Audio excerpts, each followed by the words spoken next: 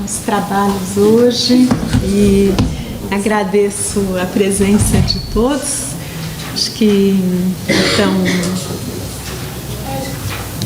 quer dar as boas-vindas, Mari? Já está gravando? Como é que está aí? Está gravando? Tá, ótimo. Então, Mari, quer falar, dar um oi? E eu ajeito aqui a melhor. Johan, we are going to start.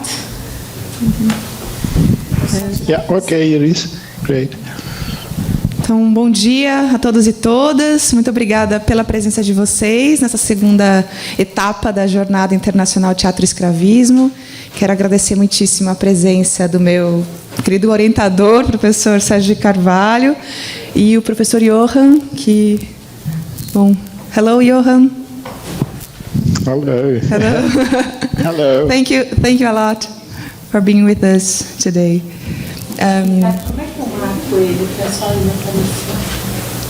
A gente vai agora fazer a mesa do teatro religioso, as formas teatrais cívico-pedagógicas.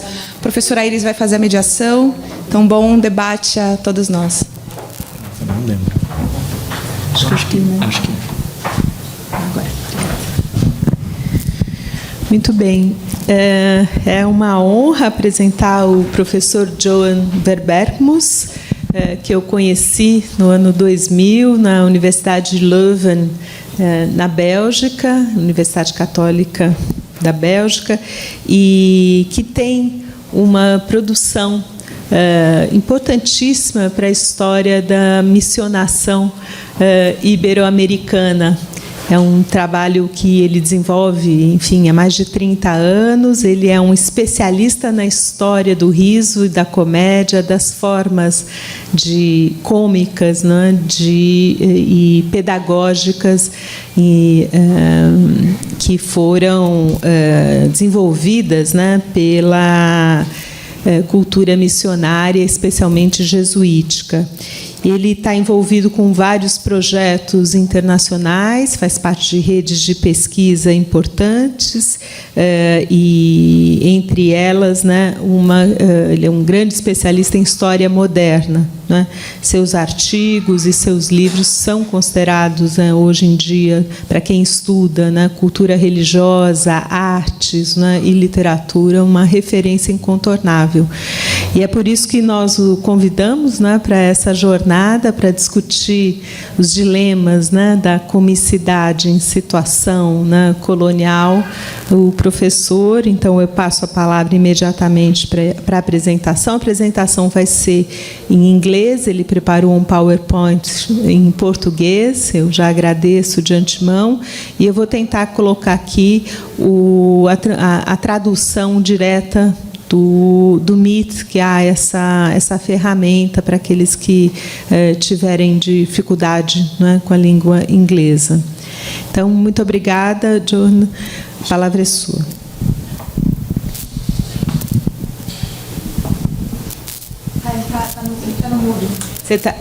You have to. You are mute. Oh. Yeah. Muito prazer, Iris. Me vou apresentar o PowerPoint como. Yeah. Aqui.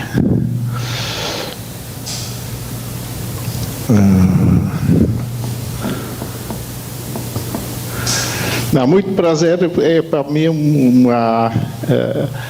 muito especial de falar com você.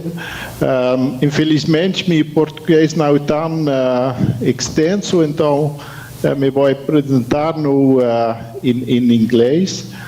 E como o título é não de Vieira, mas Anchieta. Anchieta, eu só visto isto mais tarde. E também para Mariana, para invitar-me, e Iris, para invitar-me nesse colóquio em São Paulo. This is a part of what I've been doing in recent years on the Jesuits. And I do think we sort of underestimate that what the Jesuits are doing in this case, bringing the stage, the theater, is always seen as very serious. And of course it is. They emphasize the spiritual side, and that is also the case when they bring Anchieta to the stage in Antwerp and Brussels and Bruges in the 17th century. On the other hand, I think there is often a lot of humor in what they are presenting, because as you will see, these presentations, these theatrical performances are often with very many people. They have very many different acts. There are elephants, for instance, brought to the stage. There are choirs. There are a lot of costumes. So there is also this activity which makes it something very pleasant. And they intend that to be. And sometimes I think it works even in a nearly comic way. I will focus today on these three plays in the context of 1640. So we come back in an earlier century than what you have been discussing yesterday in this program. But this continues into the 18th century. But here, surprisingly, José de Anchieta pops up in a number of plays in the year 1640. That is the year when the Jesuit order celebrates its 100 years existence. And at the time, there are numerous celebrations, and especially in the Habsburg Netherlands, today's Belgium, there is a lot of interest and a lot of activity, because for decades the Jesuits have been performing all kinds of theater plays in the cities. And these are the three plays that in the summer, as you see in July and August and September, take place to commemorate what the Jesuits are doing all over the world. Of course, this is the Jesuits praising themselves. They are very pleased with what they are doing. And there is a missionary activity, it is apologetic, and they see their own role as very important. That is obvious. But from a theatrical point of view, these are really fascinating performances.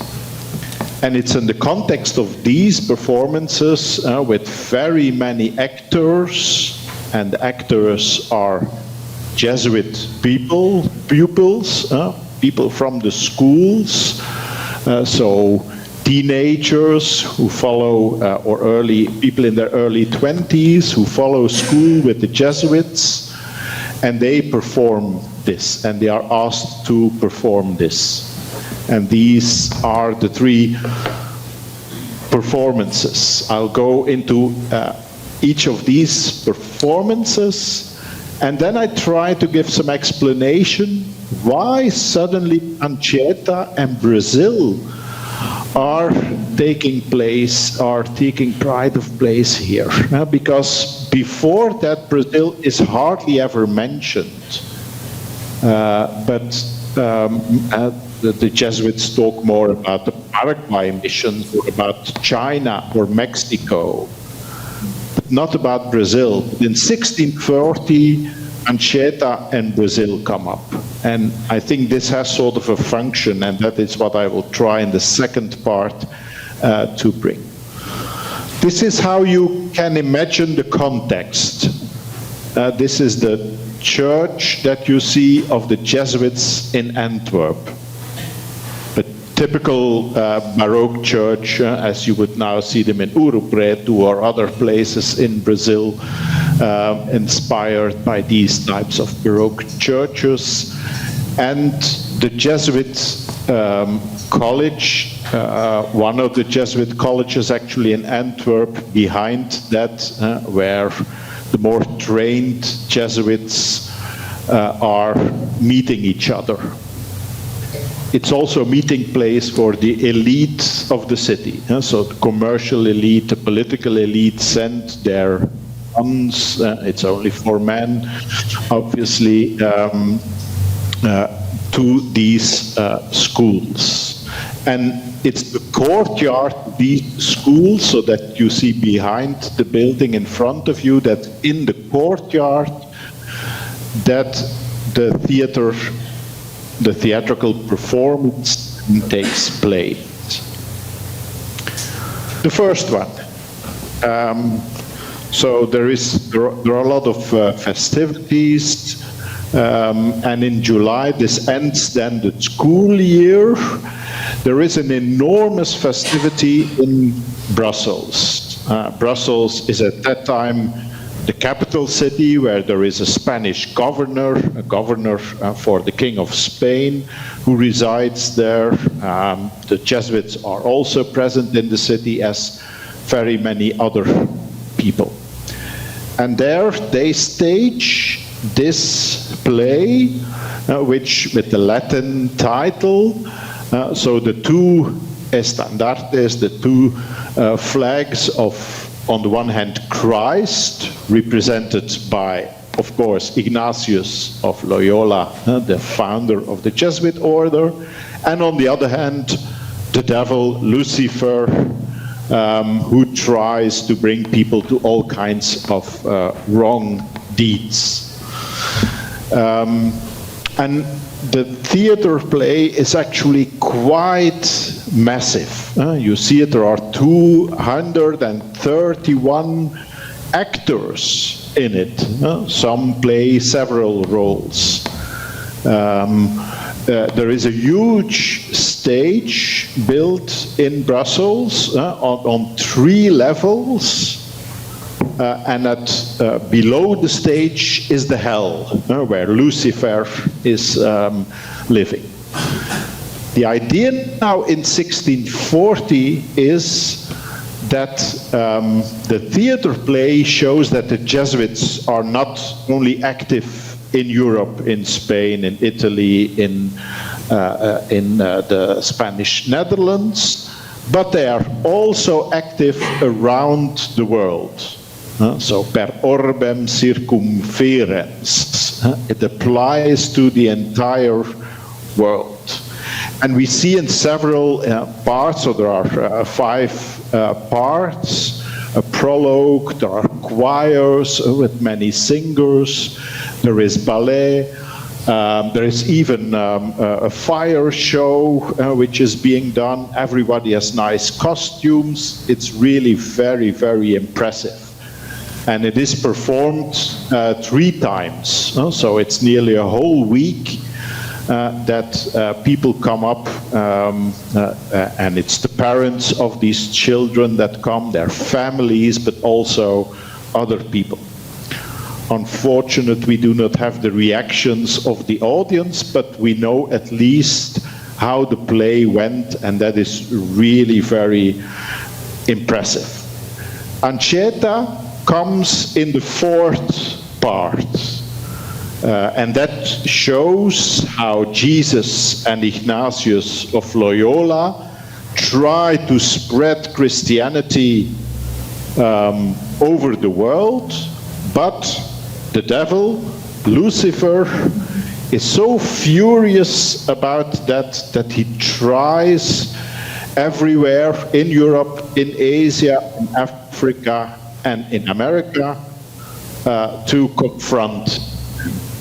In Europe, it's a general of the Jesuit order who is performing that. In Asia, it is, of course, Franciscus Xaverius, who was the fellow of Ignatius of Loyola. And there, for instance, Japan is shown, and the king of Bungo, the Christian century in Japan in the 16th century, is commemorated.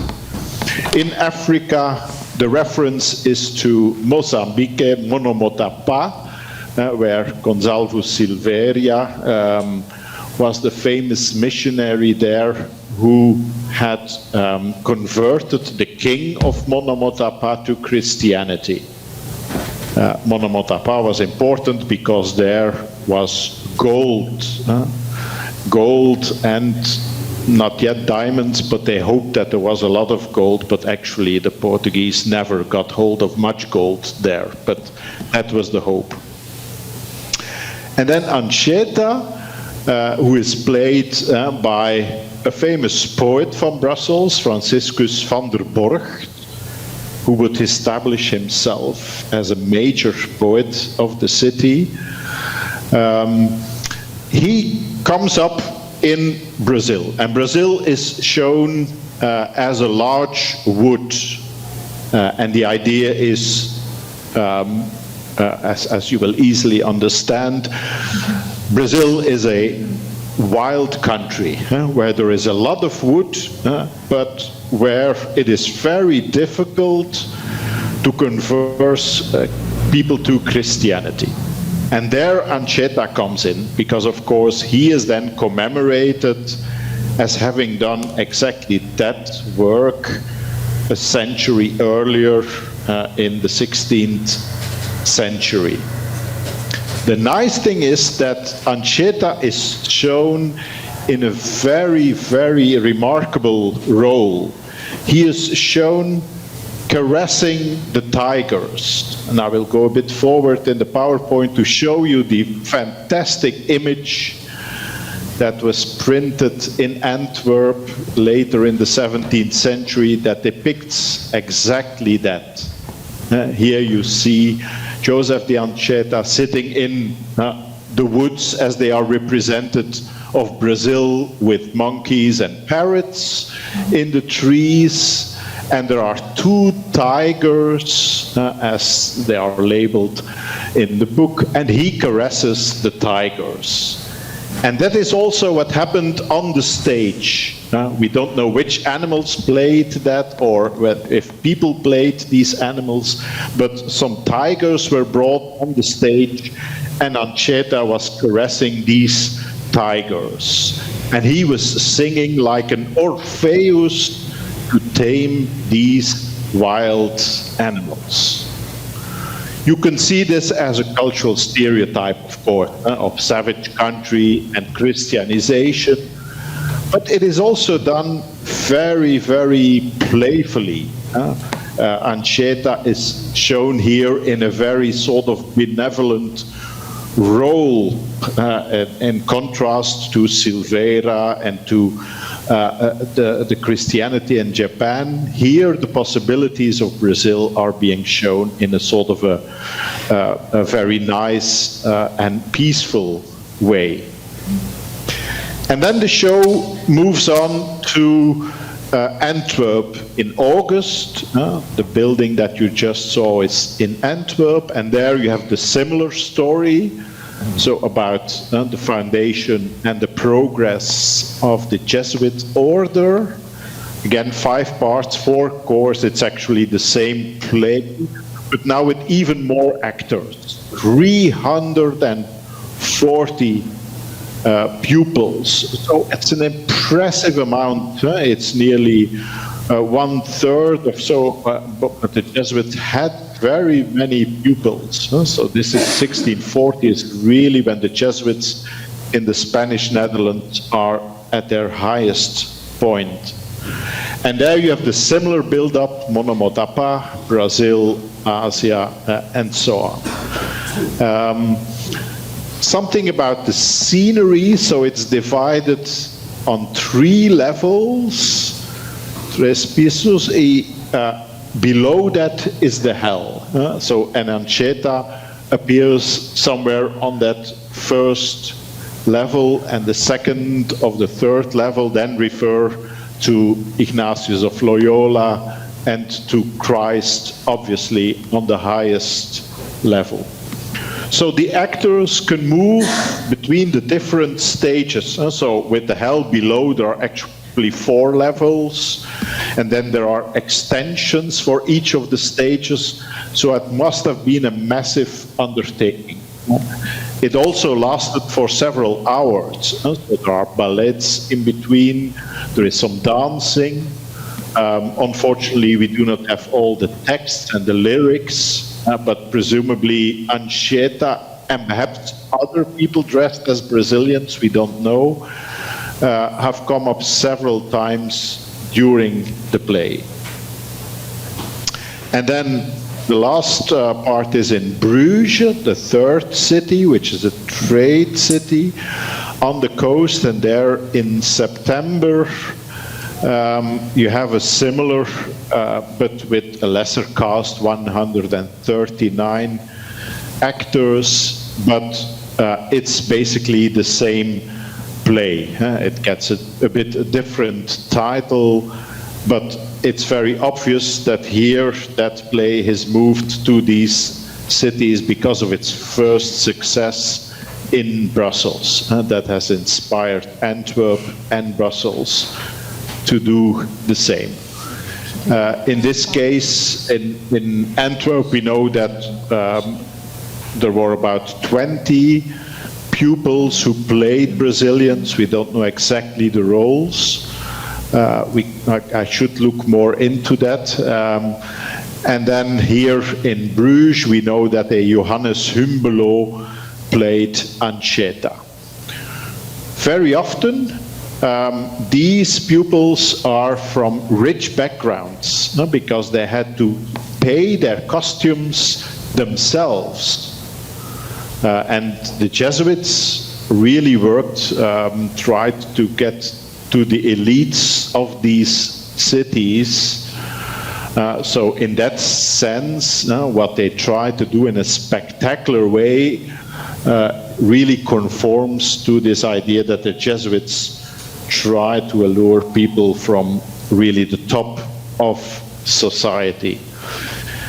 In that respect, it is remarkable that they begin to present these different parts of the world, the four parts of the world, as being a desirable place to go, because that is what ultimately they sort of want to convey, that there is the possibility for people to go across the world. And this book testifies to that. So this is from a book written in 1668 by a Jesuit from Antwerp, who has a whole chapter, a history, ecclesiastical history of the world, who writes a whole chapter on Brazil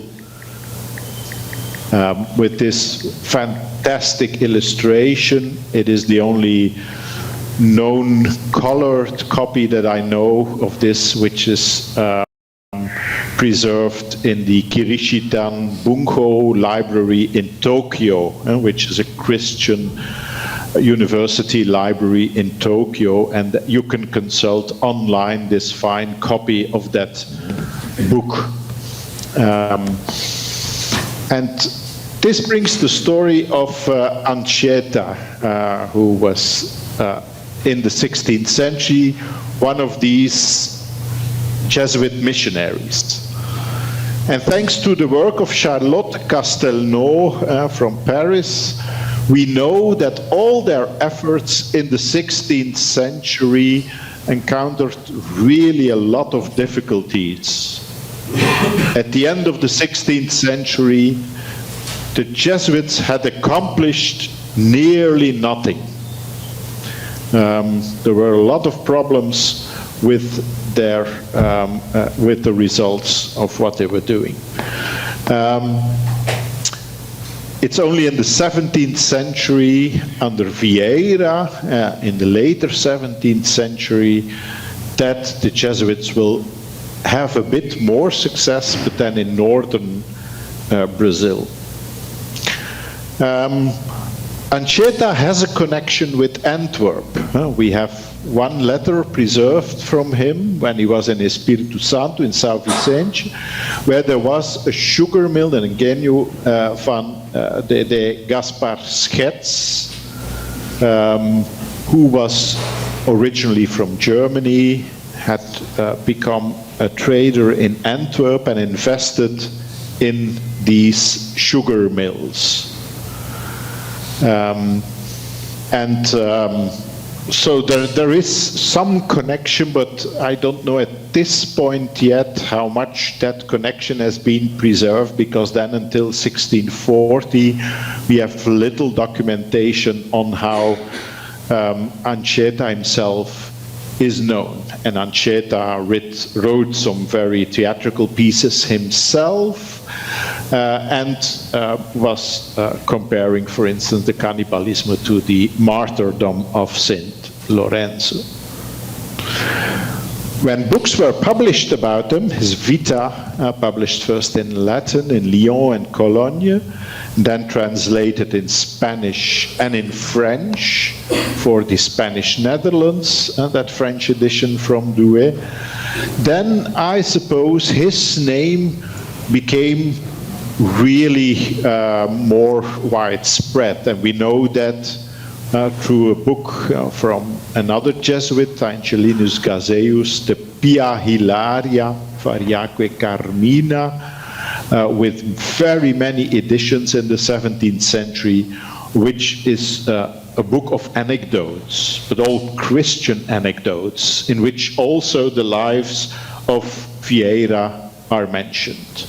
And then finally, Cornelius Hazard, and that's the one from whom I show you the images, has an ecclesiastical history of the entire world, in which he brings not so much the history of Anchieta, but the history of Brazil a bit larger, the Francisco Pinto, I'll show you the image in a minute, and the mission also in Maranhão. So the southern Brazil and today's northern Brazil are both joined.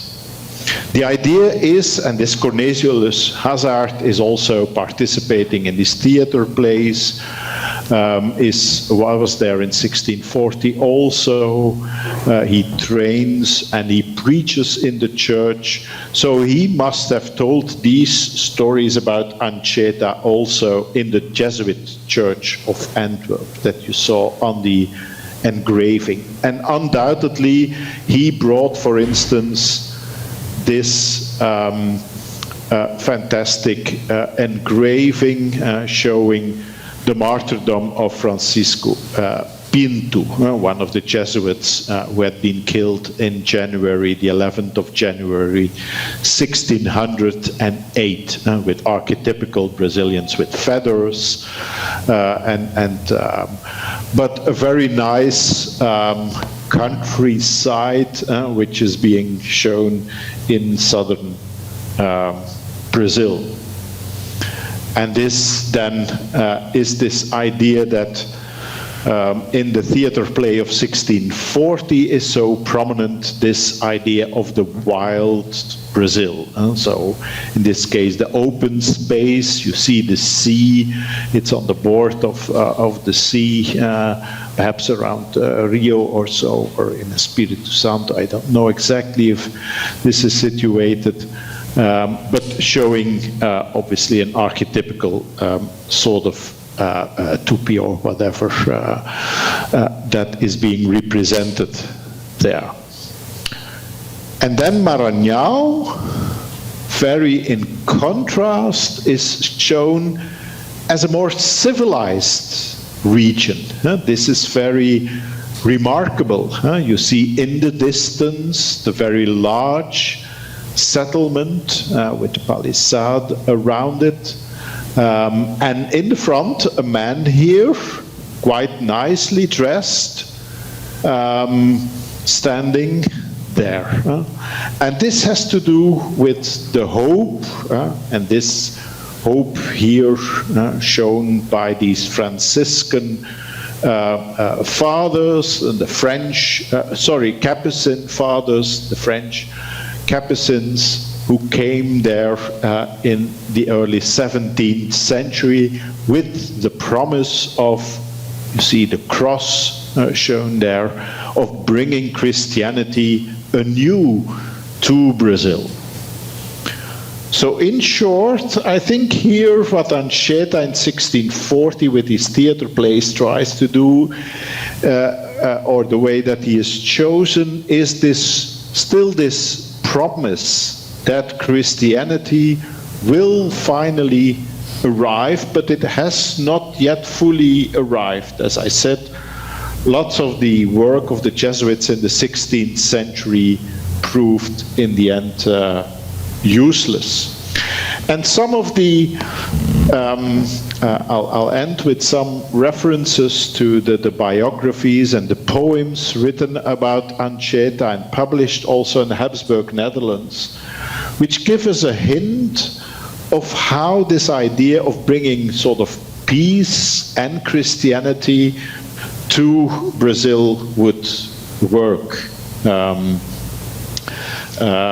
So, as you see here, there are a lot of people. In the other images, sometimes there are less people to be seen, and that is one of the elements that comes back in the text. Anchieta is there to promote people to a new way of living because of the barbarity of former times and cannibalism and so on. All these stereotypes has made that the land, I quote, is emptied of people, the landscape as the time to restore.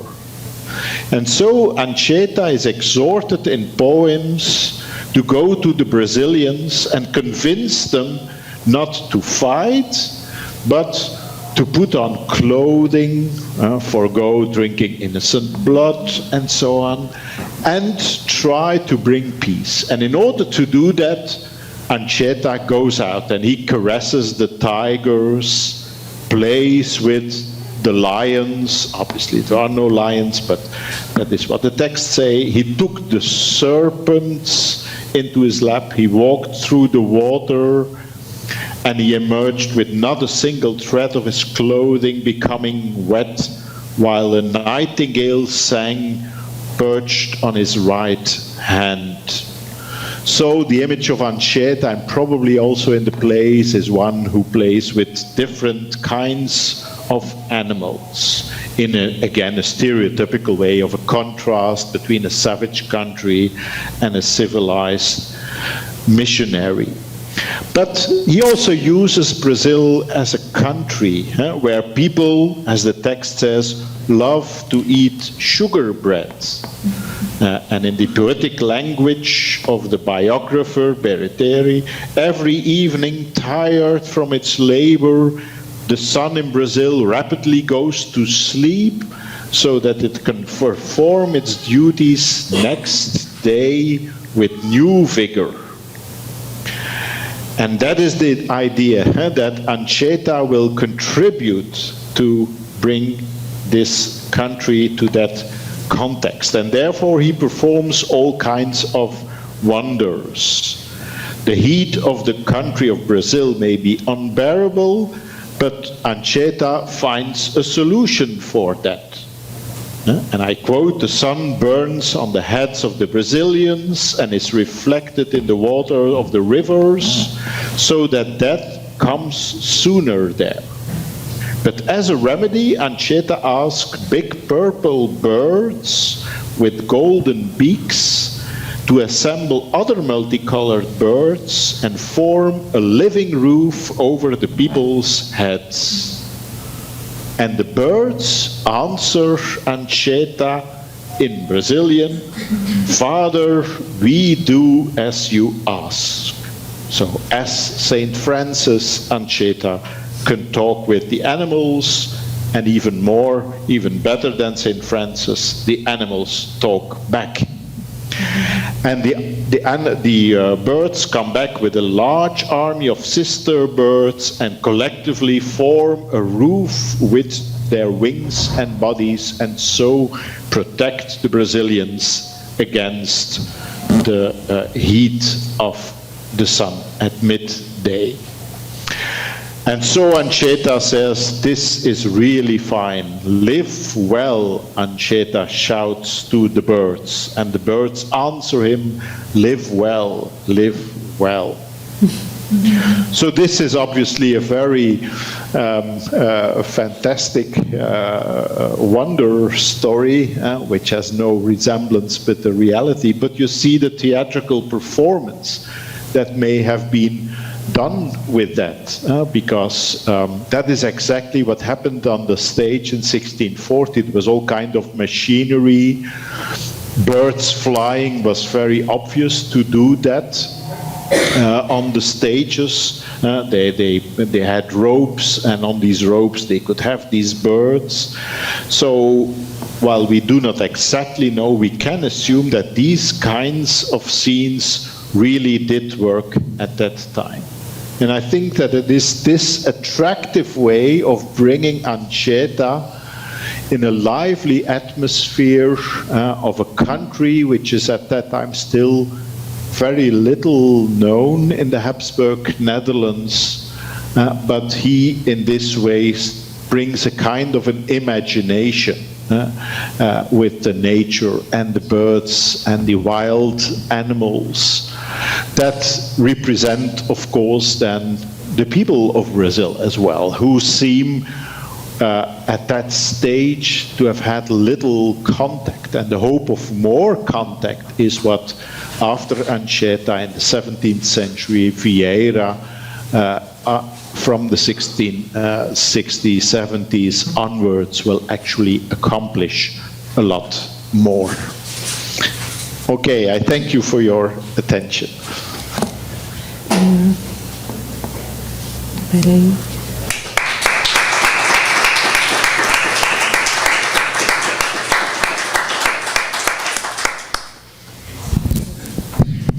Thank you, Johan.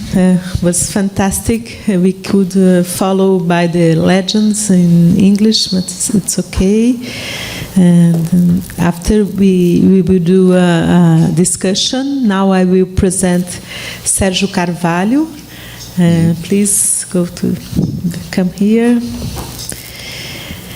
And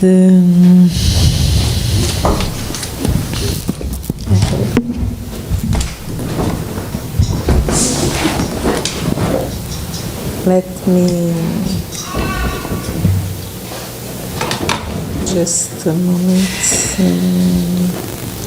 Bom, sem nada aqui, eu ia ler o currículo. Acho que o Sérgio Carvalho é uma referência para todos nós, tanto para quem atua, né, na cena teatral brasileira, paulista, formador, né, de gerações de atores, pesquisador, professor, um historiador do teatro brasileiro, com artigos, né, e luminosos, e que tem, digamos, uma atuação, né, que vai do teatro, da dramaturgia contemporânea, né, ao teatro do século XVII, XVI. Então, por isso, pensamos nessa mesa, né, nesse diálogo entre o Johan e o Sérgio, né, como uma oportunidade de avançar também nas questões de montagem, não é, e de possibilidades de performance. Então, eu passo a palavra para o Sérgio e para você, enfim, fazer sua apresentação, e depois a gente vai fazer uma rodada de questões e peço para vocês já irem anotando as ideias. Bom dia. Tá com som aqui? Tá dando para ouvir? Aquele microfone é melhor, não sei se é assim. Então, senta aqui. Talvez esse. Isso é bom, né? Bom dia, melhor. Eu quero agradecer o convite para estar aqui nessa mesa, a Iris, a Mariana, o professor John. Eu vou apresentar aqui hoje, pela primeira vez, o resultado de um estudo recente que eu fiz no Instituto de Estudos Avançados da USP, num programa ano sabático que eu tive lá. Eu não trabalho profissionalmente com esse período do teatro catequético, do teatro jesuítico, mas eu tive interesse há alguns anos em estudar essas questões, porque eu senti que o conceito de teatro catequético aplicado ao teatro do José de Anchieta e à cena jesuítica atrapalhava a compreensão dos fenômenos que estavam realmente em jogo. Então, eu passei a ter interesse em estudar algumas realizações cênicas do ponto de vista mais concreto possível. E o material que eu vou apresentar hoje aqui é um artigo que vai ser publicado na revista do Instituto de Estudos Avançados nos próximos meses.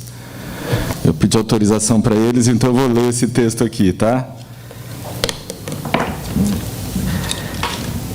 Chama-se Manuel da Nóbrega e a performance da mercadoria.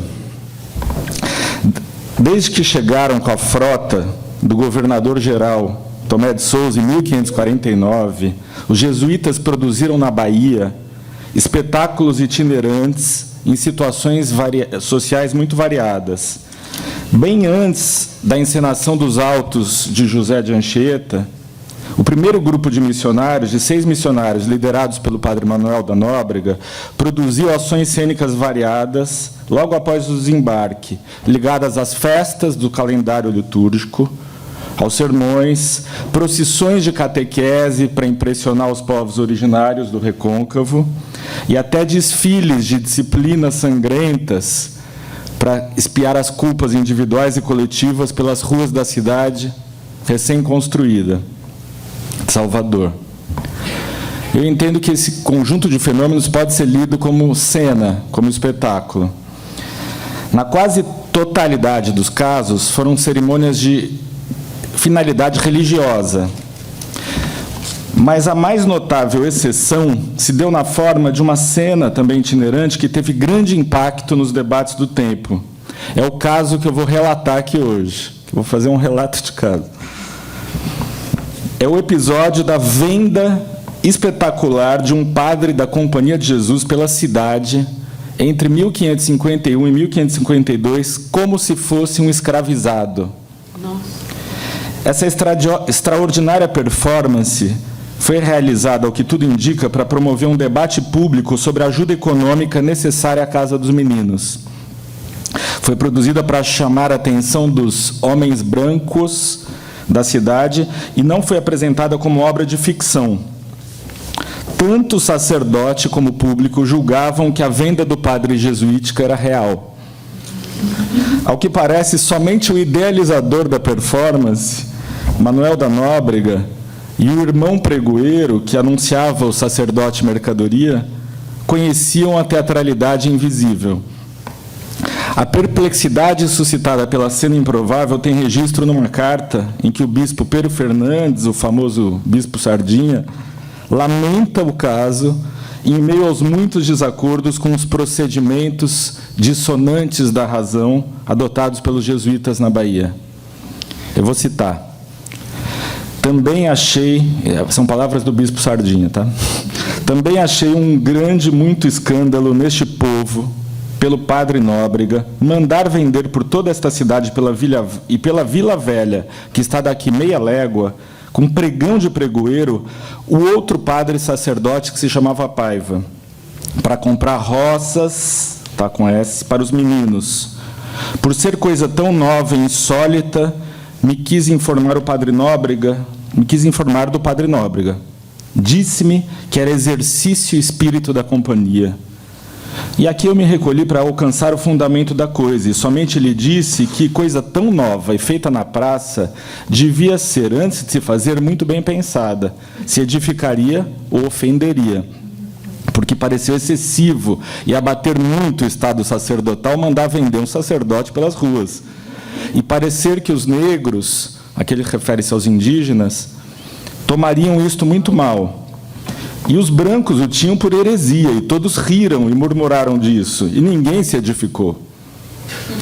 Respondeu-me que de nenhuma coisa estava tão soberbo como de mandar vender ao dito padre. Fecha a citação do bispo Sardinha. O bispo não presenciou o fato que ocorreu meses antes de sua chegada, né? E em sua avaliação, o escândalo e o riso traziam a sombra da heresia sobre a imagem da igreja local, então unificada sob seu controle.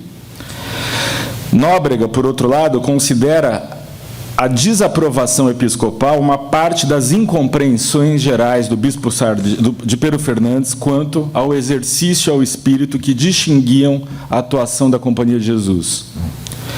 O principal performer da cena, conduzido pelas praças e posto em leilão, foi o padre Manuel de Paiva. Era o sacerdote mais velho da companhia naquele século.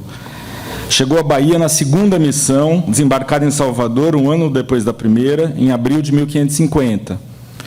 Nos seus fragmentos históricos, Anchieta apresenta o padre Paiva como homem de grande esforço de ânimo e forças, sujeito pesado e intrépido para todo perigo corporal. Ele relata que o padre Paiva uma vez pregou a paixão não sei quantas horas de joelhos, assombrando seus companheiros com um fervor que suplantava seu pouco conhecimento de letras. Ele estudou latim mais tarde com o próprio Anchieta, em Piratininga, porque ele foi reitor aqui em São Paulo por alguns anos. Seu destemor e estrutura corporal, apesar da idade, tornavam-no requisitado em situações de enfrentamento físico. Ele acompanhou como capelão, por exemplo, quando ele estava em São Vicente, as tropas da vila no ataque contra os tamoios. Em uma guerra, e eu vou citar, em uma guerra, em outra, foi sempre o padre Paiva, sem medo, com cruz na mão, diante até a cerca das aldeias. Seu provável companheiro cênico, na performance, foi, no papel de pregoeiro, era um dos mais jovens religiosos do primeiro grupo, o irmão Vicente Rodrigues. Durante a ausência de Nóbrega, em 1551, quando Paiva assumiu a função de responsável pela Casa da Bahia, ambos se envolveram, Paiva e Rodrigues, no absurdo caso do furto de um corpo humano em meio a uma cerimônia antropofágica, o que indica a disposição da dupla a gestos extremos. Esse outro curioso caso se deu em meados de 1551, na taba do Morubixaba Porta Grande, que ficava próxima à muralha da cidade, na atual região do Carmo, em Salvador. Após uma expedição guerreira, um rapaz tupinambá já cristianizado, conhecido como Bastião Teles, matou um inimigo e trouxe o corpo no barco. Os parentes de sua esposa o obrigaram, pelo costume tupinambá da colaboração entre genro e sogro, a ceder o corpo para uma festa de vingança ritual.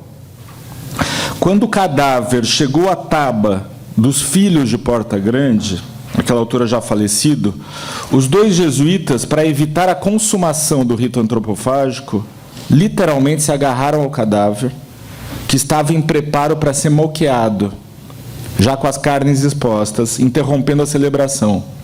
Vou citar. Acudimos o padre Paiva e eu com grandes brados de repreensão, dizendo como Deus os havia de castigar.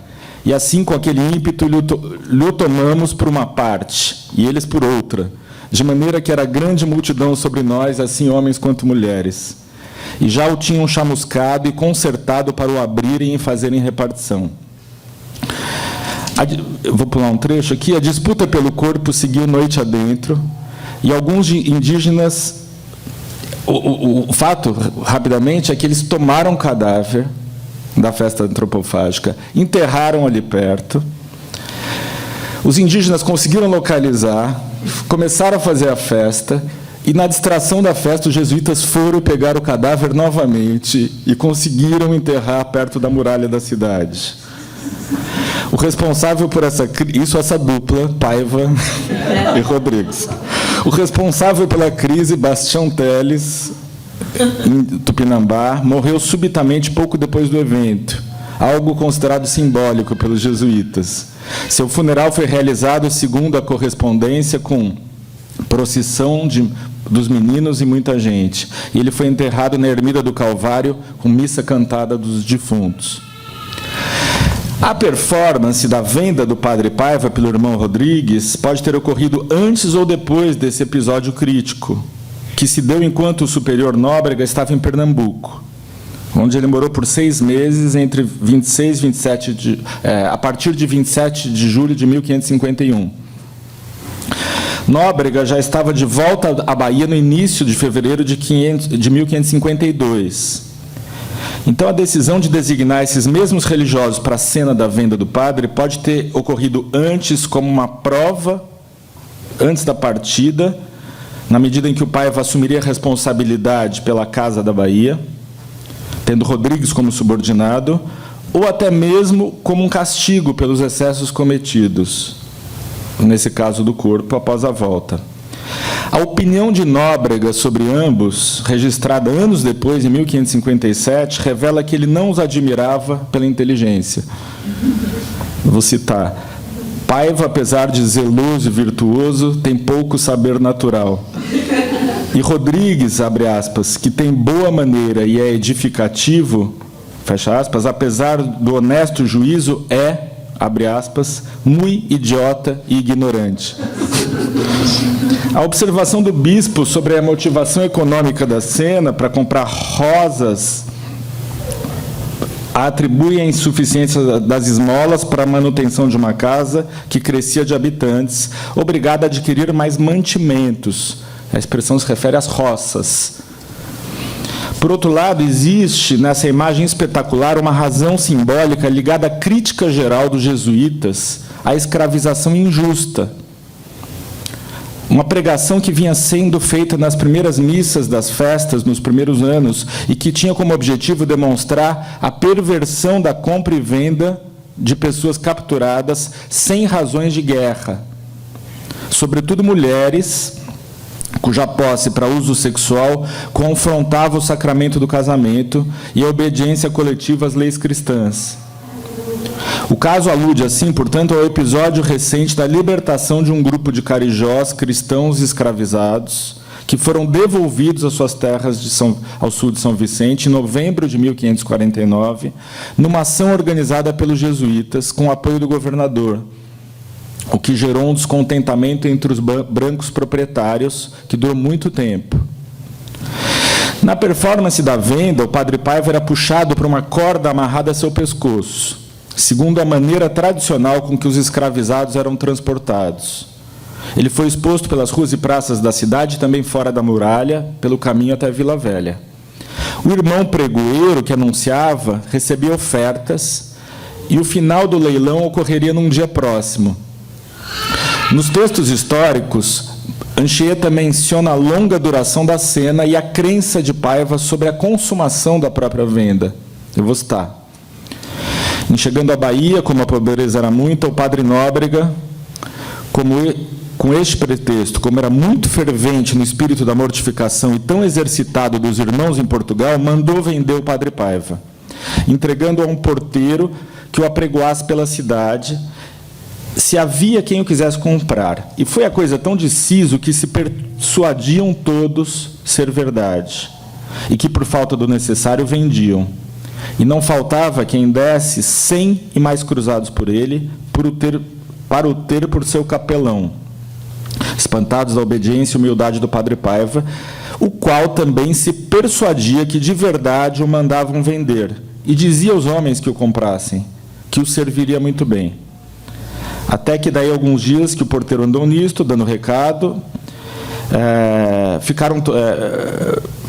dando recado ao padre Nóbrega do que passava e quanto subia o preço que davam por ele, entenderam o negócio, ficando todos muito edificados da maneira da companhia. Fecha a citação. Os relatos não se distanciam da verdade quando argumentam que a prática cênica tem relação com o espírito de mortificação da companhia em Portugal, o que explica a suposta soberba com que o Nóbrega defendeu a cena diante do bispo. Serafim Leite, historiador jesuíta do século XX, ainda interpretava o episódio como exemplo de mortificação e ficção pia da venda pública ao estilo do tempo. O modelo de Nóbrega nesse tipo de ações era o seu superior, o provincial em Portugal, Simão Rodrigues, um fundador da Companhia de Jesus ao lado de Loyola, que era ainda um remanescente do Grupo de Paris.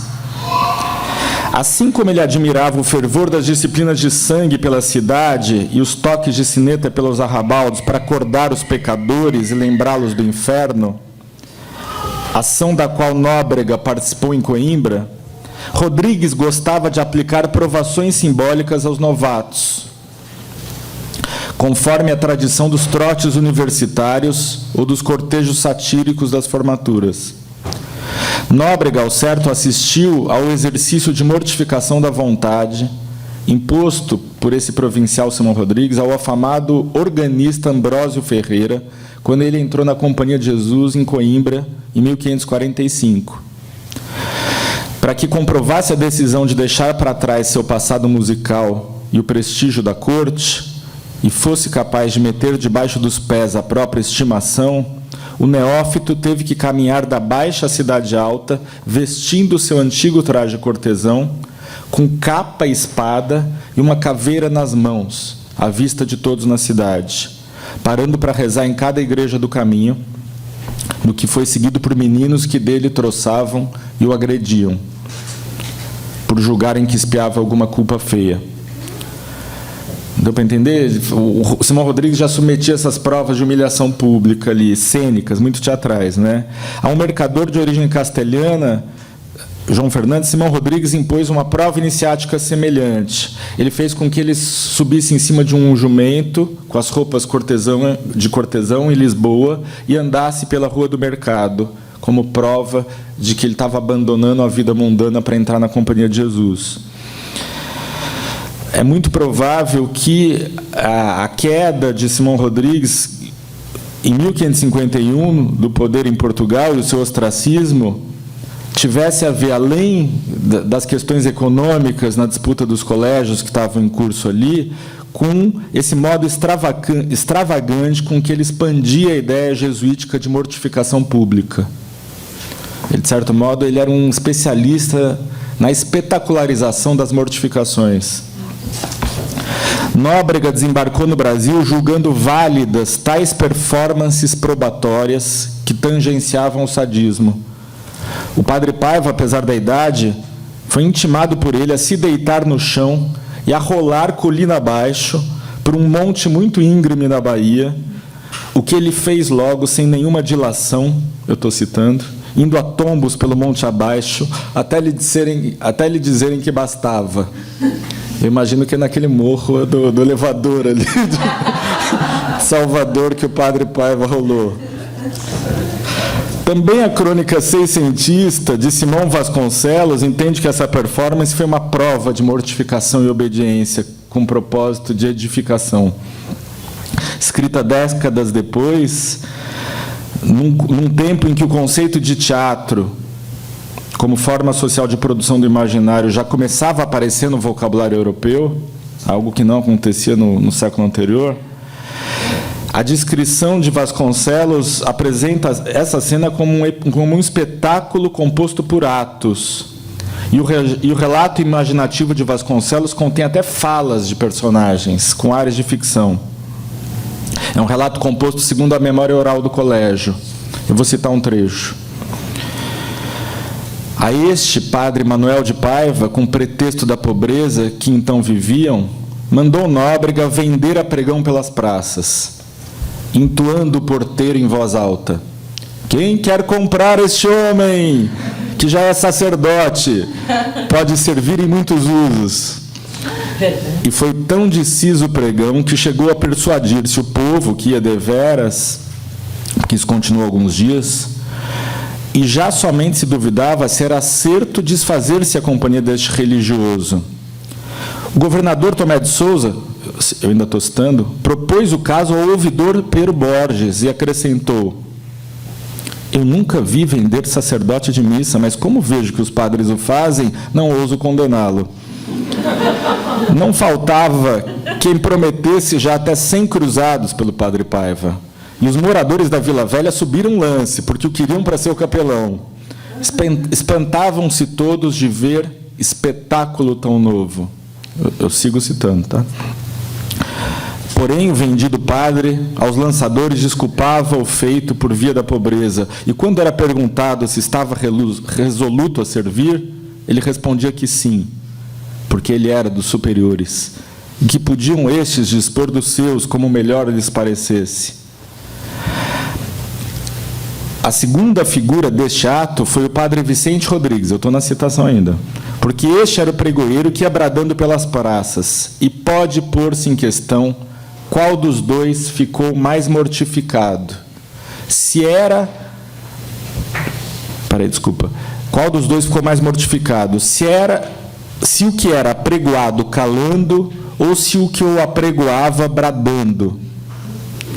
Assentado com efeito um dia em que se havia de arrematar o lanço, quando todos esperavam o fim, declarou o padre Nóbrega ao governador e mais amigos da companhia, o espírito com que aquela fingida venda se fazia, por exercício de mortificação e obediência, os quais ficaram edificados e não menos exercitados os dois padres que fizeram a figura do ato. Termino a longa citação. Em outra informação histórica, publicada também décadas depois das ações da companhia em Portugal, Baltazar Telles narra o mesmo episódio associado ao retrato do padre Manuel Paiva. Repete o mesmo caso, mas ele dá uma pista, que eu vou resumir aqui, de onde veio a referência.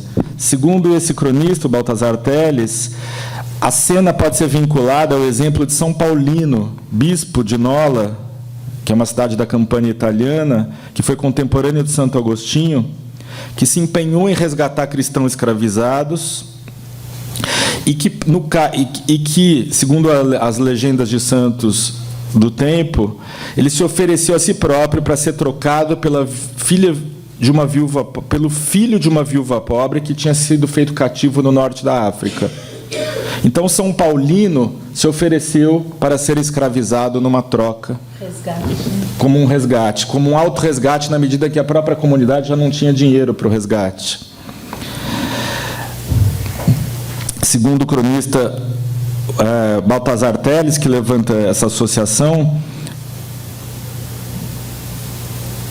ele culmina esse relato dizendo assim: a esses extremos, tão fora da opinião e dos juízos dos homens, chegam os santos, pelo amor que têm a seus próximos. Bom, seja por razões ligadas a uma pedagogia da obediência ou a necessidade econômica de inspirar a caridade dos endinheirados de Salvador, essa cena trazia uma novidade em relação à tradição jesuítica europeia. A condição mercantil era exposta com a crueza da realidade, estimulava a negociação e o debate sobre os valores dos padres. Ainda que ela pudesse ser comparada a essa imagem de um bispo santo da Roma antiga, seu sentido pleno não provém do passado, mas da comparação com a atualidade cotidiana do colonialismo moderno. O pregão no mercado de escravizados tornava-se, naquele tempo, a cena fundamental das relações sociais na colônia. Apenas estranhável pelo fato de ser um padre a peça de leilão. Sem esse sentido reflexivo, não haveria repercussão na cidade, nem a suspeita de heresia do bispo, ou sequer a necessidade de justificação pelos cronistas da analogia com santidades excêntricas da antiguidade. No mesmo período, uma imagem semelhante foi produzida na Europa, em Valência, durante o Carnaval de 1552. 6 jesuítas descalços saíram pela cidade espanhola com cordas nos pescoços, em meio a uma festa popular. Eles paravam em pontos planejados e pregavam contra a vaidade do mundo, convocando a população à penitência, que chegaria na Quaresma. Podemos seguir? Sim. Está tudo bem? Sim, é só para a gente. É só para a gente. Tá. Eles estão vendo. A imagem escravista das cordas no pescoço... Mas não pode parar. Essa imagem escravista, eu estou citando um caso que apareceu parecido que aconteceu em Valência. Também conhecida dos mercados europeus do tempo, aludia ao jugo demoníaco dos prazeres do corpo e do mundo, dos quais era preciso se libertar. Mas a ironia da representação, no caso valenciano, estava exposta. Na performance de Salvador, a escravização não era metafórica, e seu simbolismo oculto seria discutido a posteriori. O gesto do pregoeiro de expor o pesado do padre Paiva e publicizar o seu valor de uso como capelão privativo visava o recebimento de ofertas monetárias. E a voz do negociante coisificava o corpo negociado, convidando a um debate do preço. O padre mercadoria estava ali concretamente para ser trocado por dinheiro. Se a gente observa as cartas de Nóbrega no período, em particular as redigidas após a estada de 6 meses em Olinda, verificamos que a reflexão sobre a mercantilização da vida colonial aparece de modo enfático, logo nos primeiros anos, sendo mesmo sua preocupação maior no momento em que a performance foi produzida. Existe uma peça retórica de 1552, redigida como carta pastoral para ser lida no púlpito de Olinda pelo padre Antônio Pires, na ocasião da festa de Pentecostes, quando Nóbrega já estava na Bahia. Ali ele convoca que os moradores de Pernambuco perseverem em Cristo nos seguintes termos: vós, irmãos, a que eu nas entranhas de Jesus Cristo desejo ver salvo, mercai muita esperança.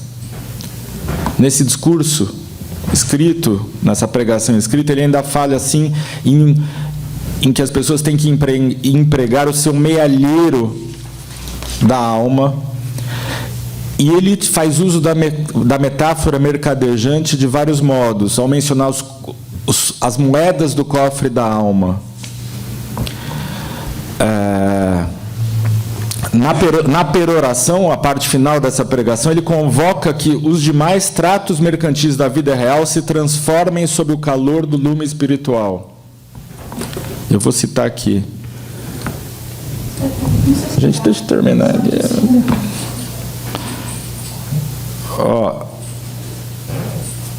Eu vou citar de novo aqui. Estas são as fazendas principais que haveis de fazer no Brasil.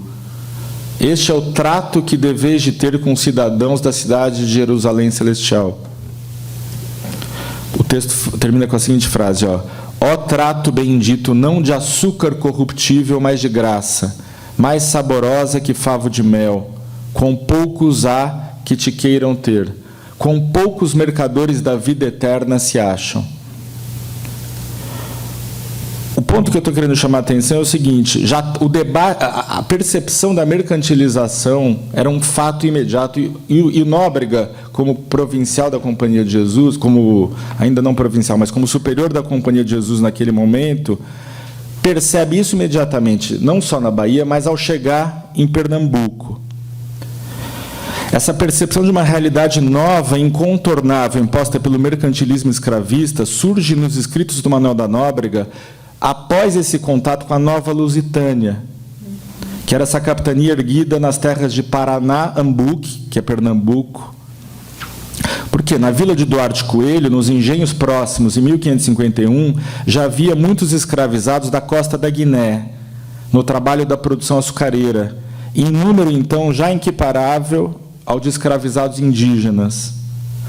Para o donatário, pioneiro na importação de mão de obra africana, a medida surgia, essa medida de participar já do tráfico que estava começando ali, surgia como reação ao descontrole social pelo tráfico interno feito com indígenas. Do ponto de vista do capitão fidalgo de Pernambuco, o protótipo do homem branco que chegava ao território dos Brasis era o do mercenário.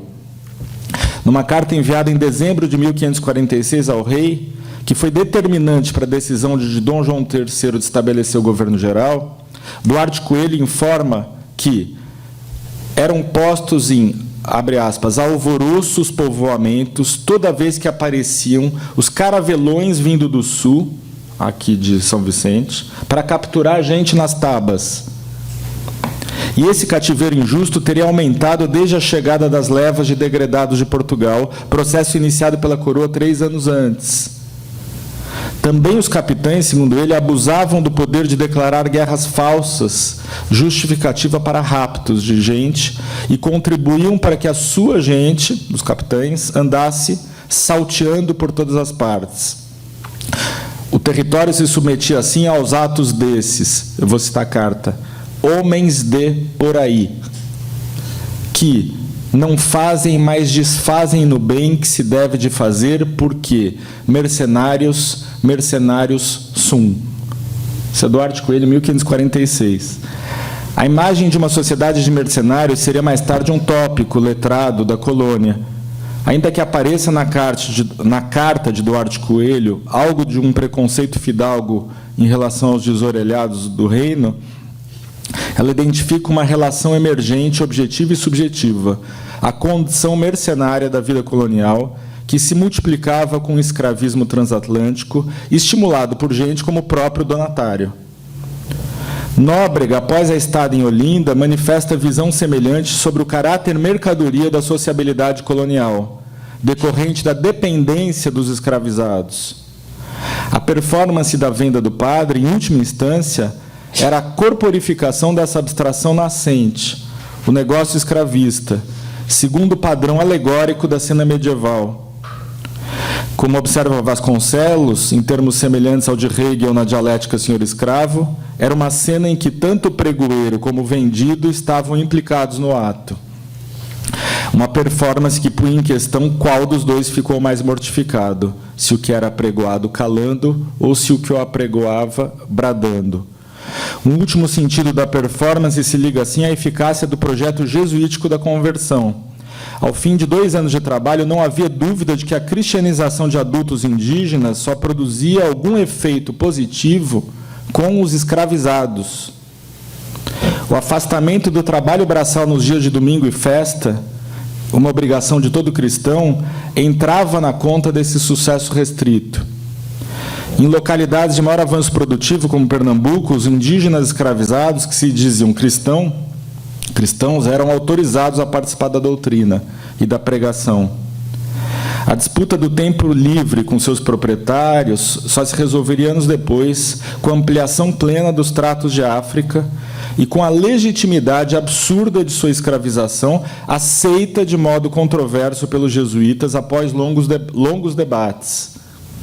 Enquanto isso não ocorreu, os escravizados africanos de Pernambuco frequentavam a igreja jesuítica em grandes grupos, na tentativa também desesperada de algum furto de tempo.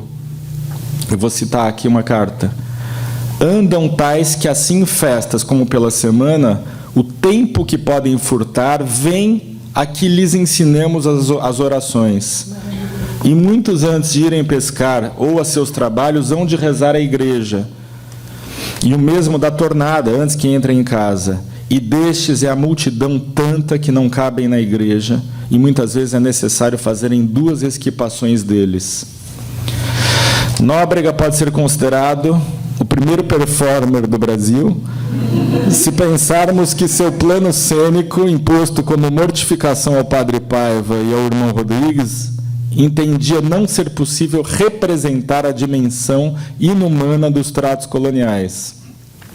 Daí a procura do choque não ficcional pela exposição do corpo de um homem de Deus, com vistas a um efeito de perplexidade gerado pela presença física.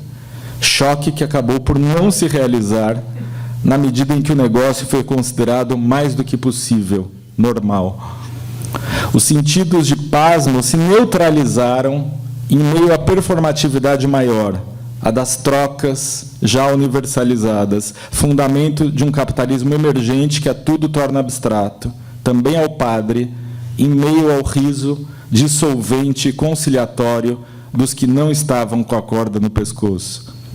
Somente o sentido herético da cena, ao rebaixar um funcionário da igreja, reverberou nos ambientes de cultura religiosa da cidade. E foi tal o espanto que chegou ao bispo. As ações missionárias com os povos indígenas nos primeiros anos aconteciam como tentativas primeiras de adaptação cultural, no intuito de uma gradativa substituição do imaginário ritual indígena pela religiosidade cristã. A realidade colonial mostrava, por outro lado, que somente os desgarrados da vida comunitária, os escravizados da terra, poderiam se reconhecer nesse novo imaginário da mortificação e da salvação cristãs, e que também deles se aproximavam apenas pelo objetivo mundano de ganhar algum tempo longe do trabalho braçal. A crença difusa num outro fogo da glória, capaz de queimar todos os matos, como um tatá imprevisível, com suas línguas ardentes sopradas do Espírito Santo, poderia ser alimentada pelos jesuítas, desde que os indígenas estivessem sujeitos às cordas da autoridade régia e afastados de sua vida nômade. Após a chegada do bispo, quando o perdão passou a ser comprado e vendido na terra, a oposição ao escravismo colonial se converteu em negociação por parte dos jesuítas. converteu em realpolitik, até que viesse a concordância sempre relativa com o modo de ser mercenários. Em pouco tempo, os jesuítas, através das confrarias e colégios, se tornaram eles próprios grandes proprietários de terra e de escravizados, participando dos tratos mundanos da mercadoria, dissociando-se mais e mais de seu voto de pobreza e da necessidade de esmolas. Depois que Nóbrega deixou a Bahia, o bispo seguiu considerando que as mortificações eram parvoíces e coisas de doidos, idiotas e ignorantes, conforme disse a Vicente Rodrigues.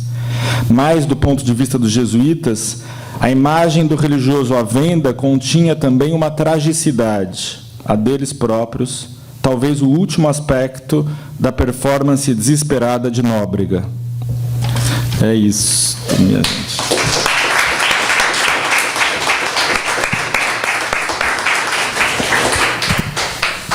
Nossa, muitas ideias, nada como esse olhar, né, que, enfim, entranhado na contemporaneidade. Achei incrível essa metáfora do furto do tempo, né? Impressionante. Lembra uma obra do Streck sobre o chamado tempo roubado, que discute o capitalismo. Você chegou a ver? Você conhece? Não. Né?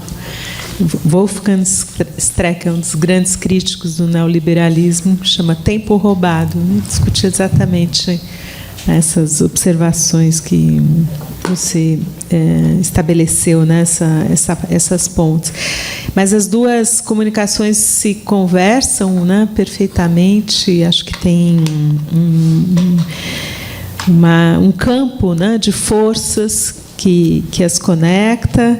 E eu queria abrir a palavra ao público, queria saber se vocês querem fazer questões, tanto ao Johan como ao Sérgio. E a gente tem tempo ainda para essa rodada, né? Não muito, mas temos uns 20 minutos, acho que vale a pena aprofundar alguns aspectos. Alguém se habilita a fazer comentários?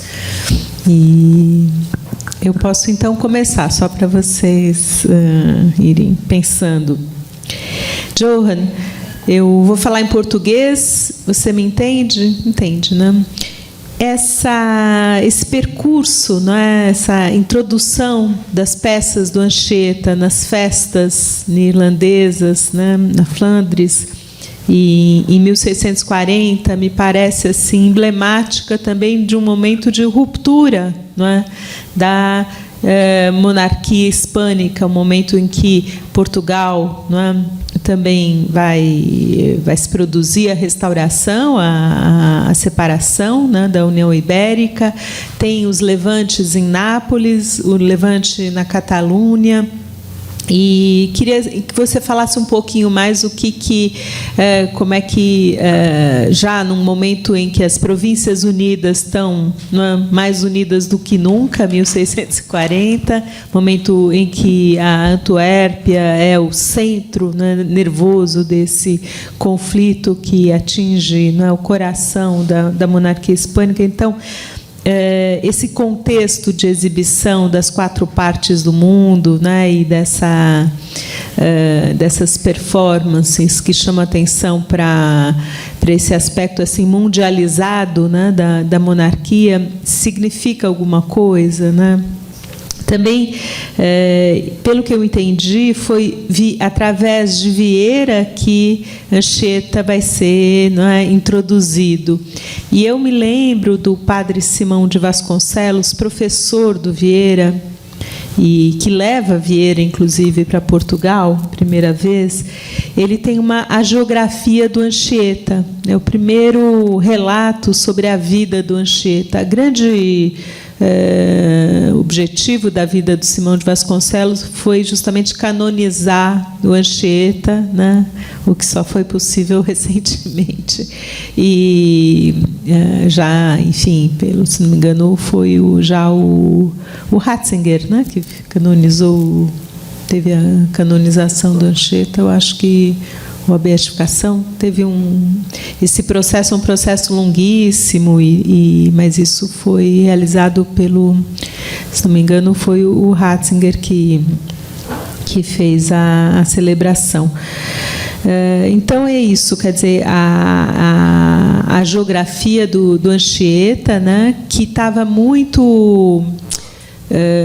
o Simão de Vasconcelos estava muito envolvido com o Acta Santorum e com todo o projeto do Papenbroek. Então, havia digamos, um esforço, né, da Companhia de Jesus por criar um panteão de santos e de beatos, e esse é um momento assim, de muito levantamento e documental.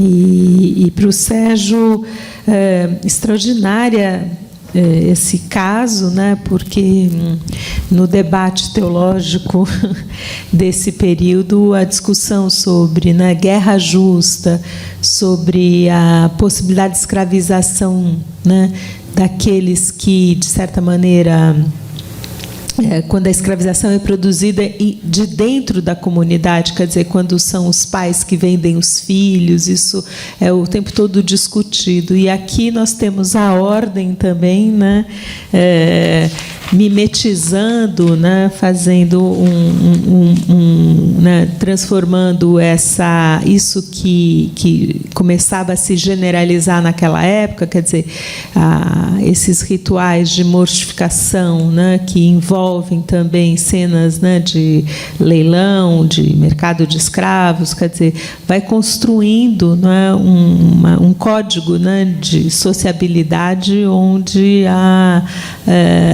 mercadoria e a moeda, né, são, enfim, uma forma de comunicação, de aproximação, né? Então, essas estratégias jesuíticas, né, de construção dessa subjetividade mercantil me parece muito interessante.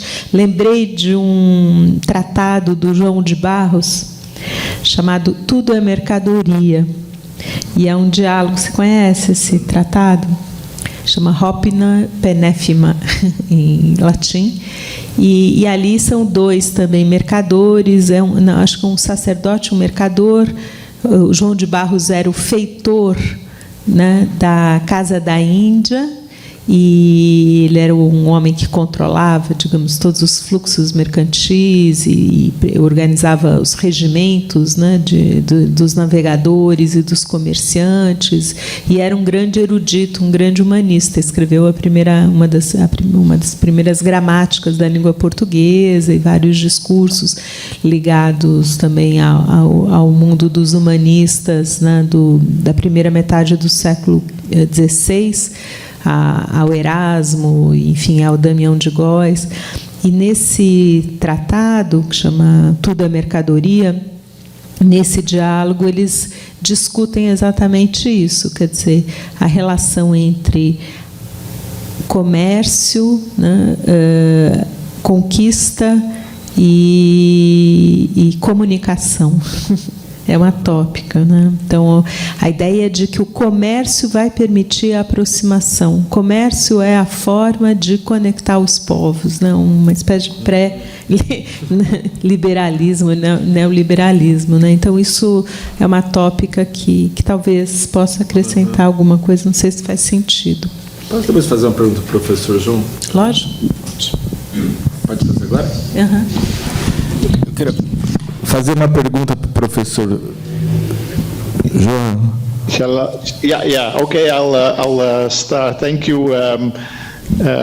Yeah. Just a minute. Sergio is going to ask you a question also. Okay. Yeah. Please. Posso falar em português? Pode. Não, porque não tem outro jeito.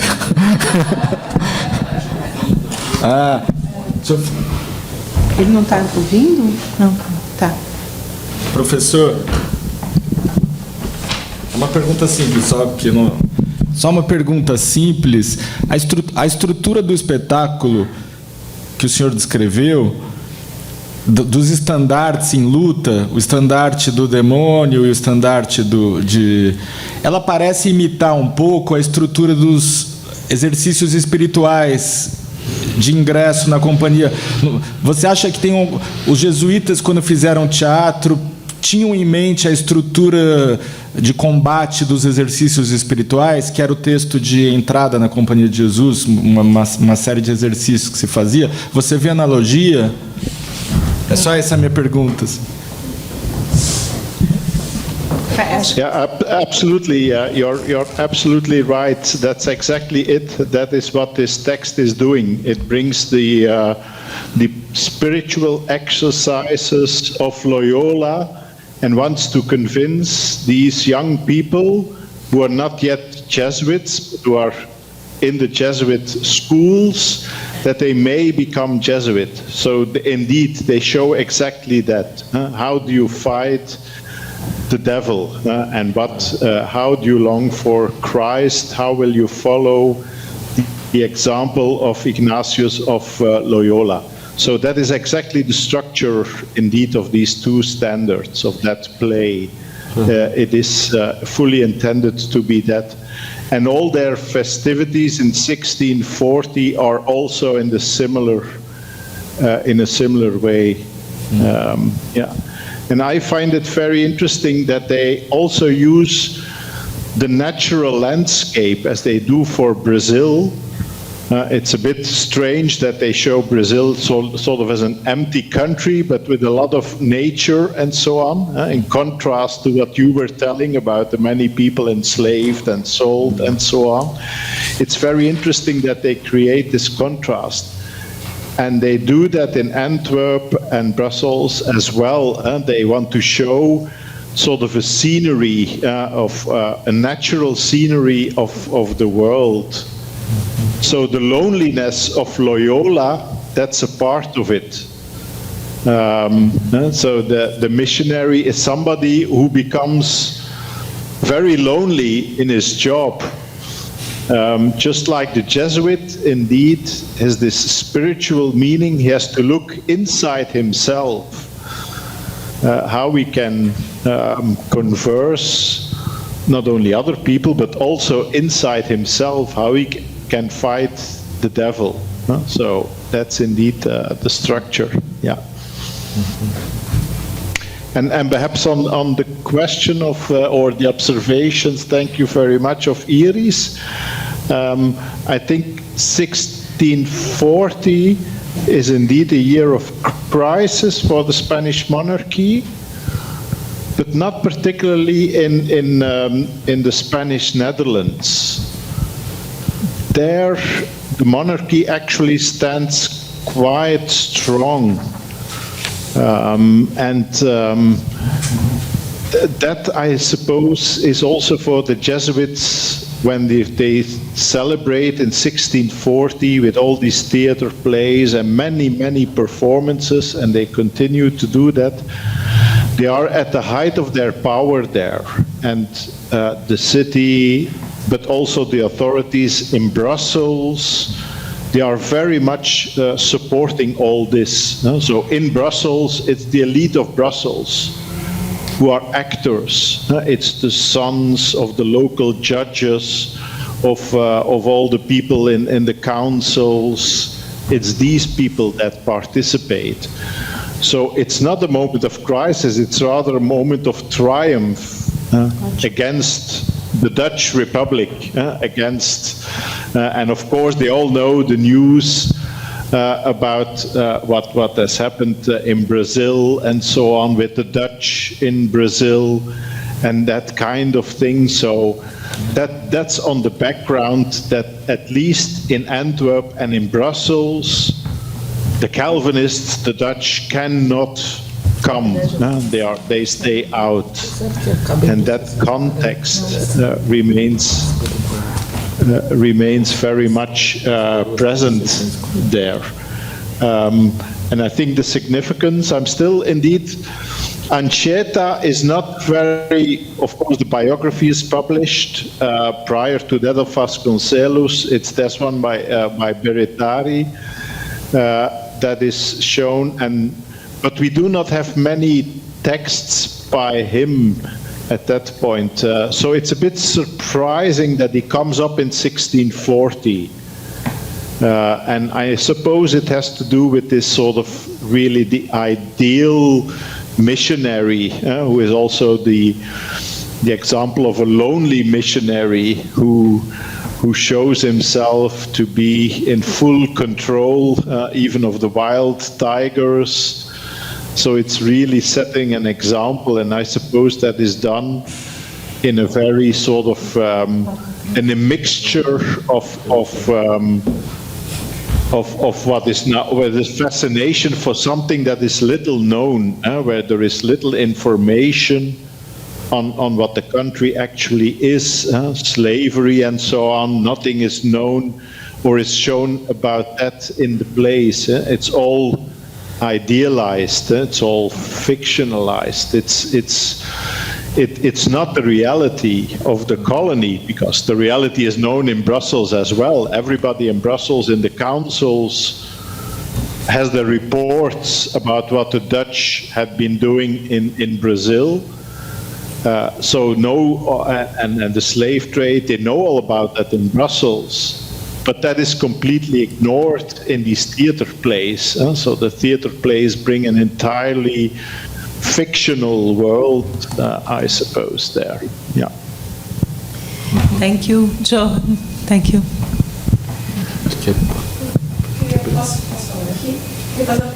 Acho pouco que está gravando.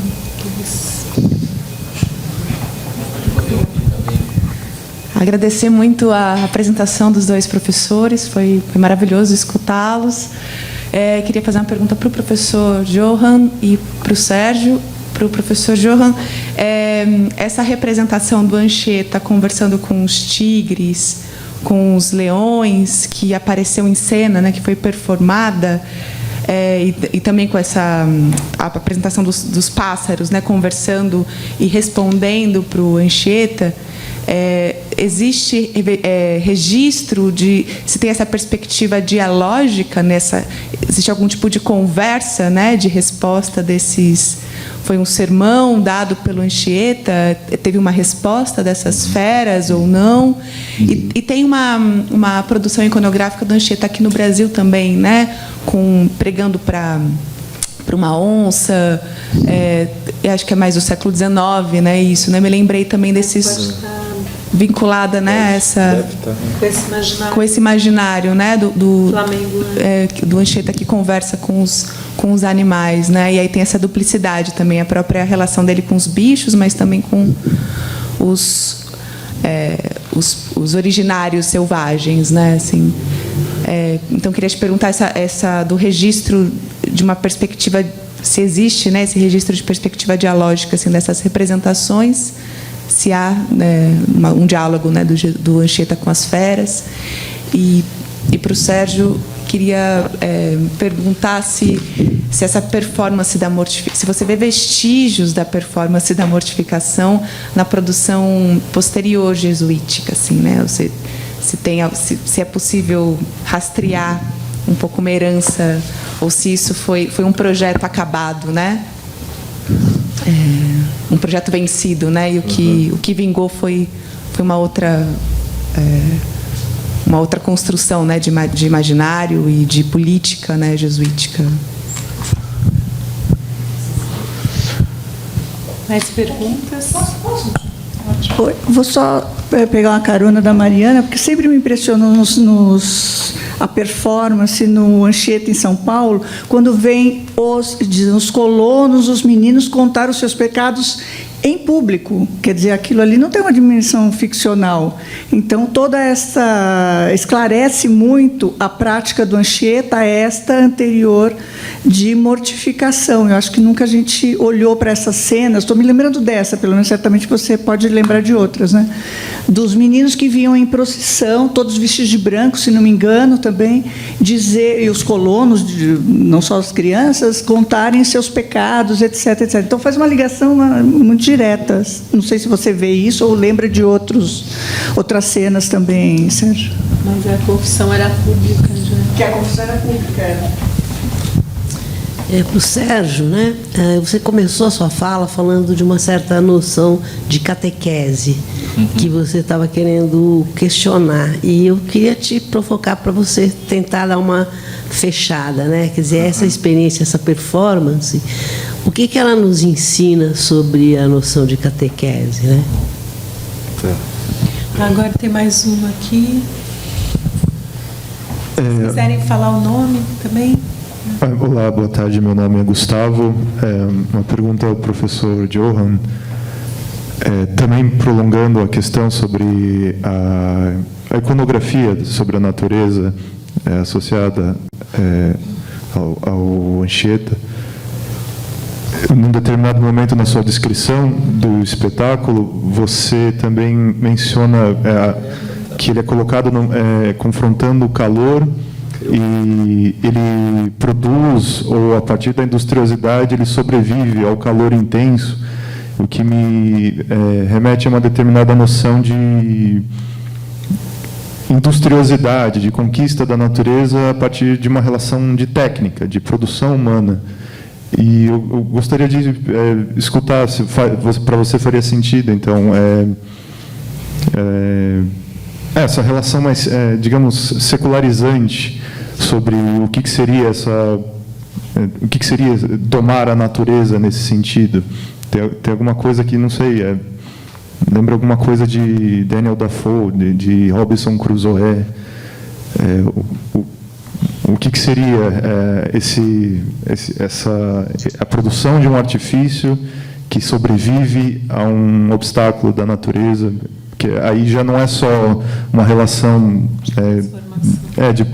que não é só um prolongamento da natureza como essa imagem benevolente de relação harmoniosa.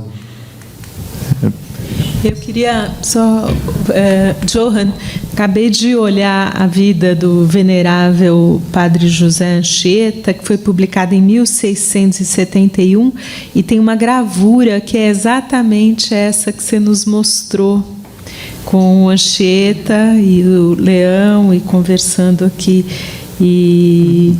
Então é interessante, provavelmente, né, o modelo deve ter saído desse missionário, né, jesuíta Flamengo. Não é uma gravura em preto e branco, mas tá na obra, né, e a obra é em português. Pronto, posso palavra. Mais alguém? Sim, a gente faz terço, não? Então, vamos às respostas. Quer começar, Sérgio? Pode ser. Aqui, né? São vários assuntos.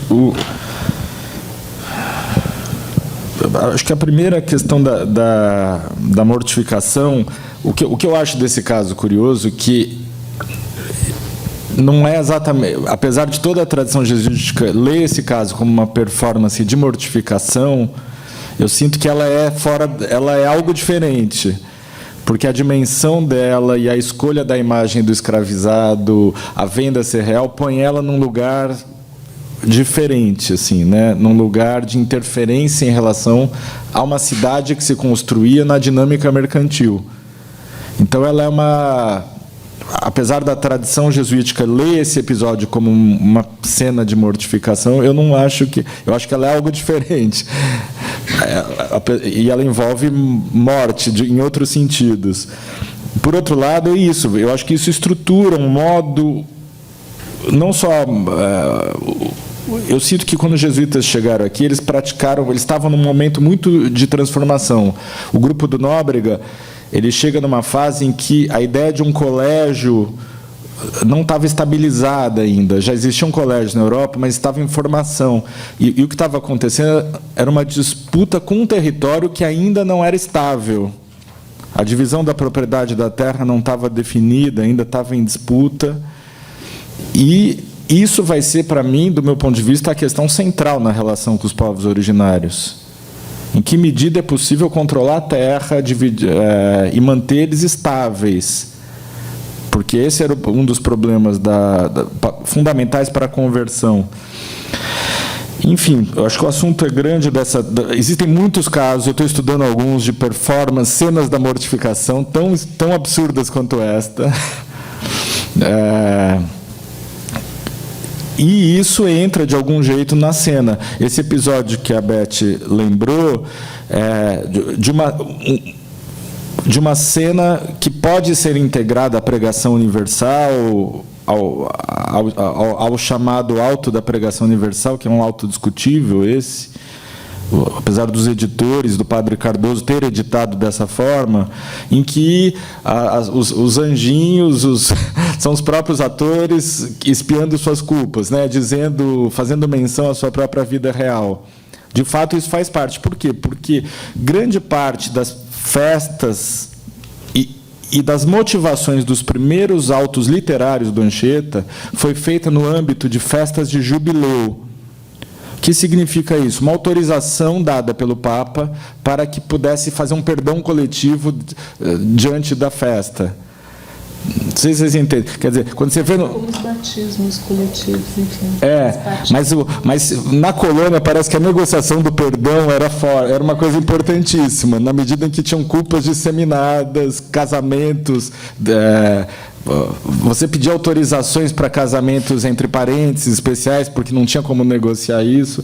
Então, você vê que a festa de jubileu é um dos primeiros lugares em que você estabiliza a relação nos aldeamentos e nas vilas e que a cena é produzida. Indulgências, né?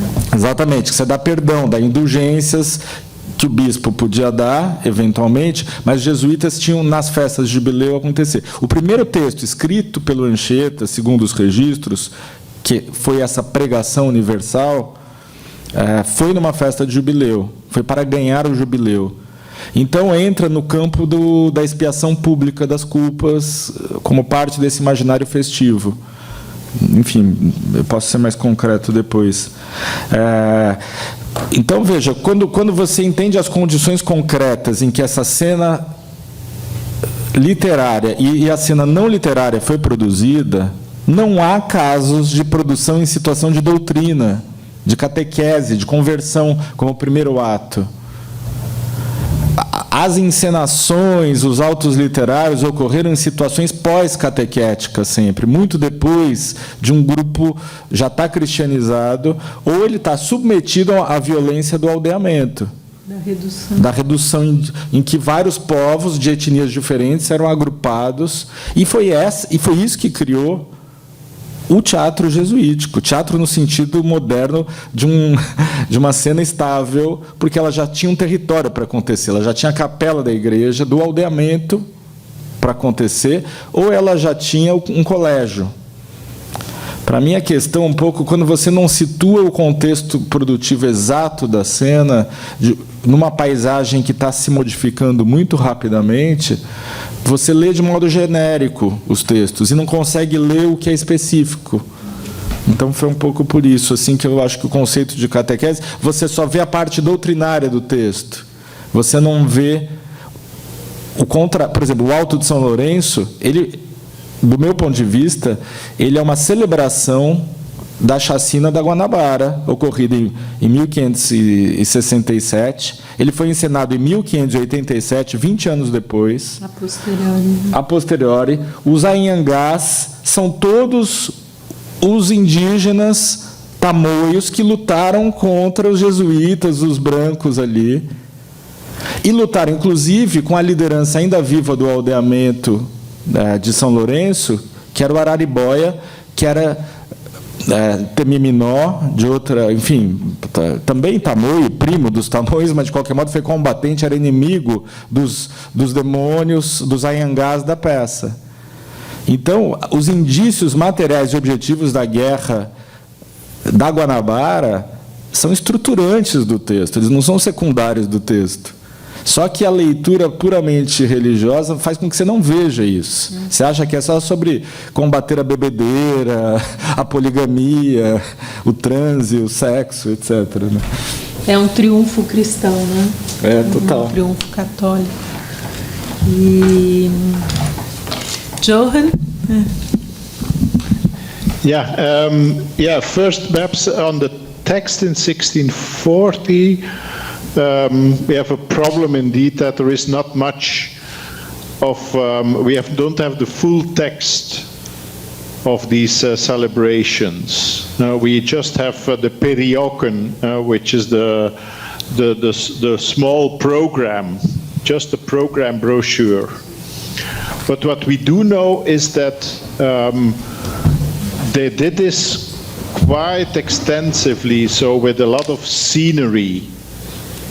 And we know that from descriptions. So when the Japanese Christians are shown, there is a palace interior. Now with Anchieta, we don't know for sure, but we can imagine that a similar kind of scenery was made of the woods.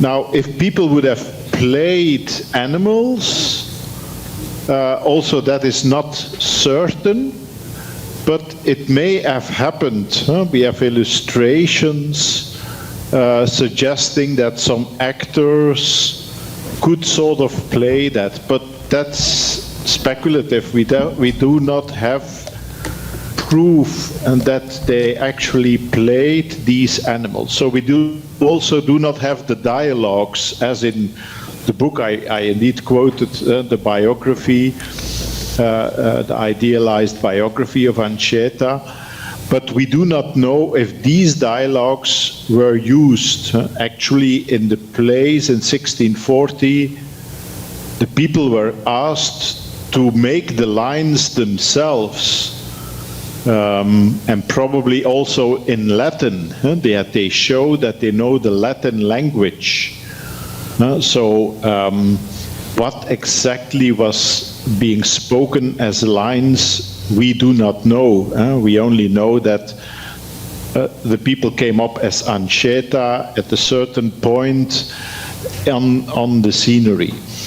And with these different levels, I suppose that also the scenery can sort of change. But that we know, that there was a lot of material that was used to actually construct these scenes. And then with the illustration, as I said, this is a very fine, unique, colored copy.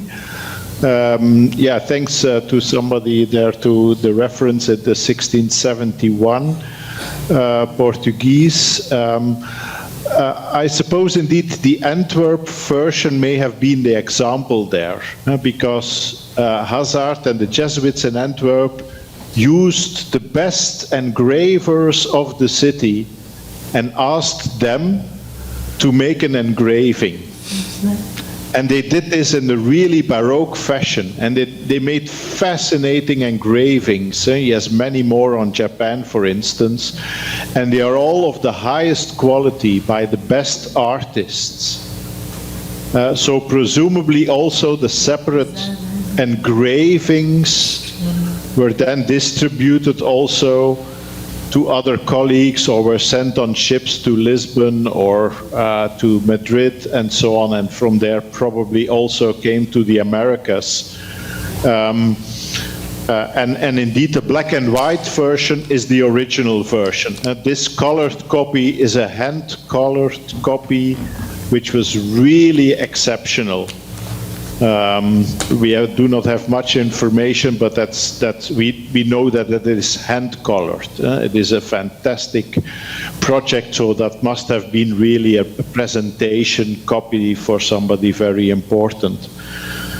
And then the last element, what was that? If the images don't have any issue about the civilization, technical development, and if we can see in these images also the transformation of the nature.